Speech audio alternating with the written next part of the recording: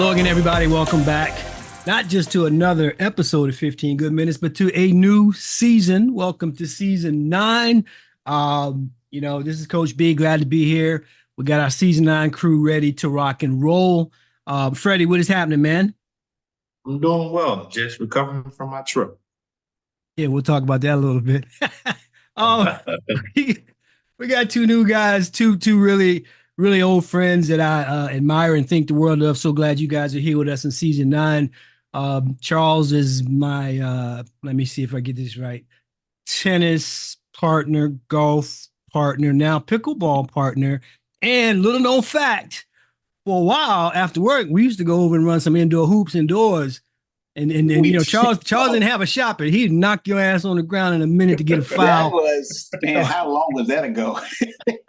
So welcome, man. Glad to have you. And then there's Lawrence LB, my good buddy for about 10 years now. Also, golf partner, really good friend. I would say probably best travel partner, for me and my family. We go places. LB's one of them cats that where you going? What? We had a situation just the other day. Where we staying? Who's on what airline? Boom, boom, boom. And you just go. Everybody needs an LB in their life. I got mine. Y'all got to work on getting yours. So to LB and Charles, welcome so much to the show. Thank you. I'm just gonna dive right in. So our audience knows, we've had a couple of things that we were talking about on the group chat, and I'm just gonna throw it out there. So I'm gonna tee it up, and then I'm gonna get the opinions of these fine gentlemen. So the question that I put out to the group is whether or not the New York Jets and the AFC East are now considered a dumpster fire, and if they are, is there any particular reason or reasons? And I'll start off by saying, okay, they're 2-6, but to be fair, in that division, there's 3 2-win teams and 1 6-win team. So maybe from their vantage point, they have a shot.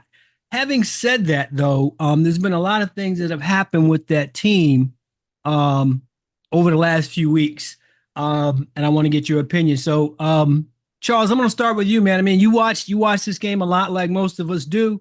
When you look at the New York Jets and where they are right now, what do you see and what are your thoughts? Well, if you go back, 2 years ago, right? And the Jets are basically in the same boat that Chicago Bears is. I'm a Chicago Bear fan. Searching for a quarterback. Right. And when he came on the market, when Aaron Rodgers came on the market, it was at the time, it seemed like a good hire, a good trade for the Jets. Fast forward to 2024, right? And he is basically who we all knew he was. He is a malcontent. He definitely doesn't exude teamwork, and you see it. He's very arrogant, right? He's not a good teammate. He's not a good teammate, and he's not a team player, right? To that end, before I switch it up, Charles, what are you saying that, again, when you look at where the Jets are today, are you saying it's on him? Oh yeah, because there are others involved too, right? Yeah, you can't say it's all on him, right? But you can. But since they enabled him to do what he's doing right now, literally got a coach fired, just a lot of stuff that he's blaming other players for his ineptness, right? It's a combination there, right? But you got to put it. Rodgers is a grown man, right? Stand up, and he's supposed to be the leader of the team. Stand up and take your medicine, right, and get the team back on track. Fair enough. LB, you watched this game like the rest of us, man. What do you see with the New York Jets? Well, obviously they're a dumpster fire, but I want to go back to what Charles just said. He said 2 years ago, this seemed like a good hire. And then you said This year, he is who we thought he was. So either we thought he was trash 2 years ago, and we brought him on anyway, or something is because something what you talking about both sides of your neck when you what you just said. Well, to say personality wise, the personality was there 2 years ago, right? But remember, he was with LaFleur. LaFleur, they brought LaFleur in because LaFleur was going to challenge him, right? And LaFleur, that was LaFleur's team, right?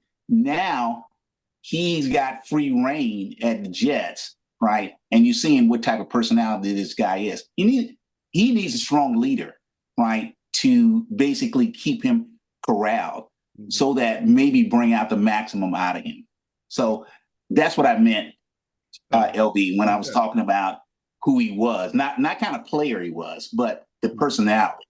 Okay. All right. We'll let that go. Well, thank you, sir. I really appreciate that. Yeah. Explain yourself.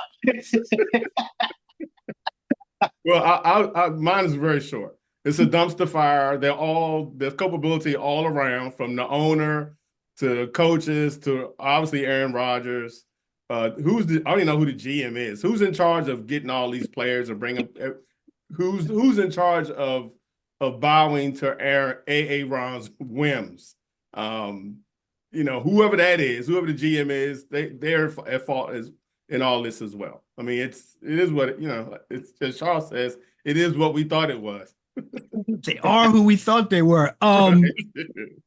Freddie, I think out of all of us, you had the longest list of people to blame, if I'm not mistaken, to include the fans. So let me go to you and tell me what you see with the Jets. And did you see it coming? Right? Is this something that you are, say, not surprised by because you saw something coming along the way and we're just now being hip to it? I don't think anybody saw this coming. I can't remember if it was Charles or LB that said it, when he was with LaFleur. Aaron Rodgers, and as opposed to, who he's showing who we all thought he was, Aaron Rodgers didn't get this nasty attitude with LaFleur until they drafted Jordan Love, right? That is when you saw the maturation in who this individual was, right? Or lack of maturation as well, right? Or that too, right? Because when you draft a quarterback in the first round, and I'm Aaron Rodgers, I'm the Hall of Fame, I'm a bad man, right? That you're letting me know, guess what? This first round pick, this guy's gonna play eventually. So either you're gonna trade me, cut me, whatever the case may be. That's when Aaron Rodgers and his attitude, that's when it really started to manifest. Fast forward to 2023. I think that was his first year with the Jets, blown out Achilles or what have you. I think it was just everybody's involved, from the owner to the NFL to the media. I.e., when I say the media, I'm referring to ESPN, Fox, those sports networks that push all these things, who happen to be in cahoots with the NFL, ABC, NBC, whatever the case may be, giving them 6 primetime games. I don't know how the hell they win. How many games they won last year? Was it 5, 6? I don't know any 6-win team in the history of the NFL to win 6 games one year and get 6 primetime games the following year. You have, the fan base, you have the ownership, you have the coaching staff, Saleh's gone. You have Ulbrich now, who seems like he's afraid to do anything. You have the offensive coordinator that was fired, then the new guy that's in, he don't know what's going on. Then you have the players, to where I'm speaking to the defensive players, or the defensive players, well, guess what? Your job is to stop somebody from scoring too now, right? So that ain't piled on with, you fired our coach who we love, right? Now they see the things that we don't see, right? They see the things that's going on, practice, locker room, all that. They see all of that. So now it's a fractured situation. Then you have Aaron, Devontae getting up saying what he's saying and everything like that. So it's everywhere. And then last but not least, the fans. The fans, they keep buying trash and, all of this. I don't give a damn. 1970 was the last time you won a Super Bowl. I think it was 68. They won 68, 64 when they won a Super Bowl, right? that doesn't mean nothing. That just means you haven't won a Super Bowl since then. It doesn't mean just because you get Aaron Rodgers, they're going to win a Super Bowl. I hear all that, but I just strongly disagree. And I'm going to say this: being an NFC East homer for like ever, I've seen what they're doing to the Jets, the media with the Cowboys. I've seen them get more TV games when they're sorry and lackluster and not getting in the playoffs. And I think that, right or wrong, the media is going to go where they can sell commercials and where they can make money. Aaron Rodgers is that guy. Dak Prescott, sorry as his ass is this year, is that guy. Just got $1 gazillion. So for me, and this is what I was trying to say earlier, the media does some things, yes, but to me, those are media things. And here's the thing: if I'm an owner, like a Robert Kraft type owner, I'm aware of all that stuff. Why do you think New England was so successful for so long? Because to your point, LB, they hired a GM who understood football and trusted Belichick. And Belichick had no loyalties to none of them cats, man. I don't care who you were. When it was time for Randy Moss to go, guess who went? Randy Moss. So fans buying gear, listen. By the time we air this, my beloved Yankees might be home like we are right now. We are taking it. We are taking it in the shorts this week. And as we record, I'm down 0-3. But I still represent Freddie because that's my team. I don't think that any of us can throw stones. We ain't even going to talk about Florida State. And I know what kind of fan you are and the loyalty that you have. And I know you still follow them games. So I cannot get on those New York Jets fans because they do that. To me, it's two people, Charles. It's two people. Well, I'm guilty too. Is Woody? Yes. You know, I'm a Bears fan. Right. You've been there as a Chicago fan. Exactly. So when I look at the Jets, Charles, I'm saying, Woody, you're the owner. It's your team. To LB's point, if Woody's making the decisions that allow Aaron to do the manipulation, guess what? Aaron's not a GM either. And to Charles's point, all I'm asking for is this. Listen, my beloved, I got to say Redskins. Oh, I did say it, didn't I? My beloved Commanders are having a year right now. But we have been in the basement for longer than I can count. I still supported them. So yes. I'm not mad at the Jets fans. I think they got every right to feel whatever way they want to feel. If those cats are showing up in that cold ass weather and sitting up there, the section LB with a flag hit you in the back of the neck, you wonder, well, why you here in the first place?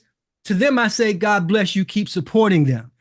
I think there's a lesson though when you allow the owner to give this type of reign, Charles, to a player who happens to be, by the way, 40? 40 so 41, yeah. 41, right. So to me, I think LB's right. I think it is a dumpster fire. I think it's a disaster gone wrong. Where could the ship have been righted, in my opinion? Honestly, I think if Aaron doesn't get hurt last year, to Freddie's point, maybe we see a little something. But he's out an entire year. You know what I mean? And I just don't think, I expect something from my leaders. I guess that's where you were going, Charles, isn't that, this finger pointing. And if any of y'all saw that weird ass press conference they did after the game, yes. Everything's an excuse. We got to embrace the darkness. Darkness. What? No. He said another word. We got to be cigines or something like that. I'm like, what the hell does that mean? Right. Right. I haven't looked it up yet. For LB and Charles, I don't know if you guys remember, but we do a thing at the end of every show where I basically say, if you got something to say, you can have to do with anything you want. Nobody cares. It's just something that seems to be bugging you right now today or something that you're happy about. We try to capture it in 60 seconds or less, but both Freddie and I have been known to take that a little bit to the right at times if it was something that we were, passionate about. Yes, sir. So I'm going to start with you, LB. You got something to say this week? Yes, very, very quickly. I went and voted the other day, did early voting. For those of you in Maryland, we have a constitutional amendment on the ballot this election to make women's reproductive rights an amendment to our state constitution. So they'll make it very hard for anybody to come back afterwards and change anything as far as women's reproductive rights. So if you don't care about either of the candidates that are running, understood, but everybody knows a female. Everybody loves a female. So go out here and vote. I like it. Charles, how about you, buddy? You got something to say this week?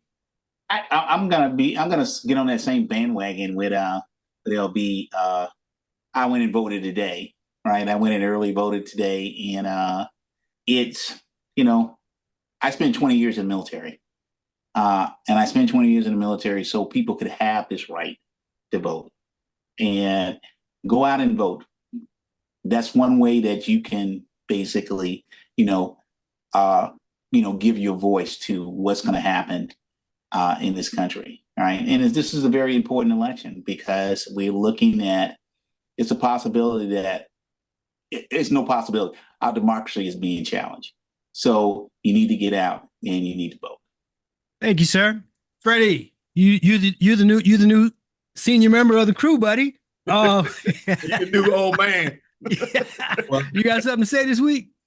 Yeah, I'm going to touch on something similar to what LB and Charles both said. I haven't voted yet. I don't know if we're going to do a show next week because next It'll be an interesting week. We will do a show, but it probably won't be on Tuesday. We're probably going to tape on Thursday to talk about what happened. Next Tuesday, I definitely plan on voting. There was something a comedian at a rally said some very disrespectful, disgusting, straight, nasty, and the fact that whether the candidate knew this was going to come out, whatever, I don't know. But the fact that you actually said these things about, certain groups, that says a lot, right? That says either you don't give a damn or you don't think people are paying attention. I got something to say, got nothing to do with the election. I feel kind of awkward, but I'm gonna say it anyway. If you haven't seen the statue that's in front of the Miami Heat arena, can somebody tell me what the hell Dwayne Wade was thinking when he okayed that thing?